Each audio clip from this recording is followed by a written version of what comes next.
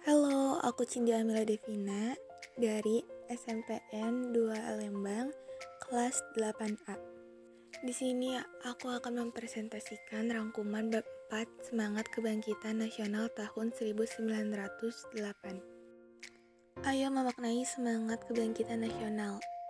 A. Kondisi bangsa Indonesia sebelum tahun 1908. B. Perintis kebangkitan nasional dalam perjuangan kemerdekaan Republik Indonesia. C. Mewujudkan persatuan dan kebanggaan sebagai bangsa wujud nilai kebangkitan nasional.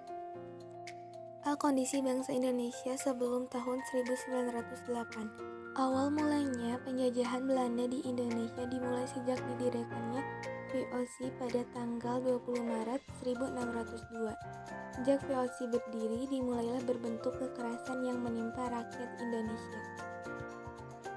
VOC melakukan tindakan dengan melaksanakan politik divide and impera, adu domba, yaitu saling mengadu domba antara kerajaan yang satu dengan kerajaan yang lain atau mengadu domba di dalam kerajaan itu sendiri. Bangsa Indonesia menderita ketika Dendel 1808 sampai 1811 berkuasa upaya kerja paksa atau rodi guna membangun jalan sepanjang Pulau Jawa, Anyar sampai Panarukan untuk kepentingan militer membuat rakyat menderita. Penderitaan berlanjut ketika Belanda kemudian menerapkan Cuolstertel tanam paksa. Peraturan tanam paksa diterapkan oleh Gubernur Jenderal Hindia Belanda Van den Bosch tahun 1828.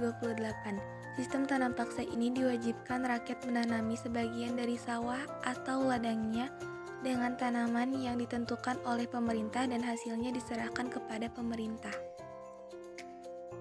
Di sini ada gambar tanam paksa atau rodi yang bisa kalian lihat. Tanam paksa menyebabkan rakyat diperas bukan hanya tenaga melainkan juga kekayaannya, sehingga mengakibatkan banyak sekali rakyat yang jatuh miskin. Di pihak lain, penjajah mendapatkan kekayaan bangsa Indonesia yang berlimpah untuk membangun negara Belanda dan menjadi negara kaya di Eropa. Penderitaan bangsa Indonesia menumbuhkan benih perlawanan di berbagai daerah. Perjuangan melawan penjajah ini dipimpin ulama atau kaum bangsawan, di antaranya Sultan Hasanuddin di Sulawesi Selatan, Sultan Agung Tirtayasa di Banten, Imanku Imam Bonjol di Sumatera Barat, Pangeran Diponegoro di Jawa Tengah, memimpin perjuangan rakyat melawan penjajah. Perjuangan rakyat untuk mengusir penjajah belum berhasil karena perjuangan masih bersifat kedaerahan dan belum terorganisasi secara modern. Nah, di sini ada beberapa tokoh pimpin ulama atau kaum bangsawan yang melawan penjajah. Penderitaan di Indonesia menyadarkan beberapa orang Belanda yang tinggal di Indonesia atau pernah, di antaranya Baron van Houvel, Edward Douwes Dekker, dan Mr. van Deventer. Mr. van Deventer ini mengusulkan agar pemerintah Belanda menerapkan politik balas budi. Politik balas budi tersebut terdiri dari 3 program, yaitu edukasi, transmigrasi, dan irigasi. Nah, di sini bisa dilihat tokoh beberapa orang Belanda yang pernah tinggal di Indonesia. B. Perintis kebangkitan nasional dalam perjuangan kemerdekaan Republik Indonesia. Budi Utomo merupakan organisasi pertama yang memperjuangkan cita-cita nasional. Budi Utomo berasal dari kata Sanskerta, yaitu bodhi atau budi, berarti keterbukaan jiwa, pikiran, kesadaran, akal, atau pengadilan, yang juga bisa berarti daya untuk membentuk dan menjunjung konsepsi dan ide-ide umum. Dalam perjalanannya, Budi Utomo diwarnai berbagai kepentingan baik dari birokrat priayi, bangsawan maupun pemerintah Belanda. Namun, pidato Dr. Andes Sutomo yang dalam awal di pendirian Budi Utomo yaitu,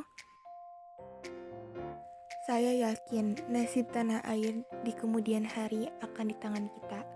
Pidato ini berbekas kepada seluruh anggota Budi Utomo untuk memperjuangkan kehormatan bangsa Indonesia. Besarnya pengaruh pergerakan Budi Utomo dalam perjuangan kemerdekaan Indonesia. Presiden Soekarno pada tanggal 20 Mei 1948 menetapkan hari kelahiran Budi Utomo sebagai Hari Kebangkitan Nasional. C. Mewujudkan persatuan dan kebanggaan sebagai bangsa wujud nilai kebangkitan nasional. 1. Mewujudkan persatuan Indonesia. Pada masa perjuangan kemerdekaan Indonesia, pengertian persatuan Indonesia adalah sebagai faktor kunci, yaitu sebagai sumber semangat, motivasi, dan gerak-gerak perjuangan Indonesia. Hal itu tercantum dalam pembukaan Undang-Undang Dasar 1945 yang berbunyi, dan perjuangan pergerakan Indonesia telah sampailah kepada saat yang berbahagia dengan selamat sentosa mengantarkan rakyat Indonesia ke depan pintu gerbang kemerdekaan negara Indonesia di dalam kerajaan itu sendiri yang merdeka, bersatu, berdaulat, adil, dan makmur. Di bawah ini ada tahap-tahap pembinaan persatuan. Bangsa Indonesia paling menonjol ialah sebagai berikut. 1. Perasaan senasib. 2. Kebangkitan nasional. 3. Sumpah Pemuda. 4. Proklamasi kemerdekaan. Di kotak samping ini adalah alasan masalah pada generasi muda atau pemuda dalam kemunduran jiwa dan semangat kebangsaan pada diri pemuda menurut laporan dari Kemenpora Republik Indonesia ada 10. 1 atau A adalah tingkat kekerasan di kalangan pemuda. 2. Adanya kecenderungan sikap ketidakjujuran yang makin membudaya. 3. Berkembangnya rasa tidak hormat kepada orang tua, guru, dan pemimpin. 5. Sikap rasa curiga dan keberanian satu sama lain. 6. Penggunaan bahasa Indonesia makin memburuk. 7. Berkembangnya perilaku menyimpang di kalangan pemuda, narkoba, pornografi, porno aksi, dan lain-lain. 8. Kecenderungan mengadopsi nilai-nilai budaya asing, melemahnya idealisme, patriotisme, serta mengendapnya semangat kebangsaan. 9. Meningkatnya pragmatisme dan hedonisme. 10.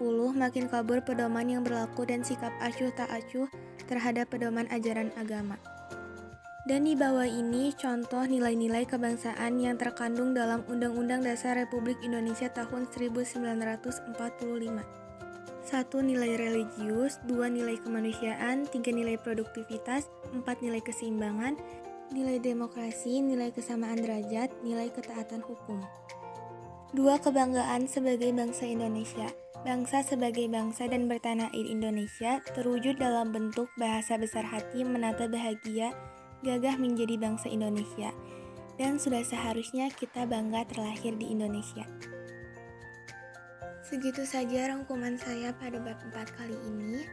Makasih yang sudah mendengarkan sampai habis. Sampai jumpa kalian semua. Wassalamualaikum warahmatullahi wabarakatuh.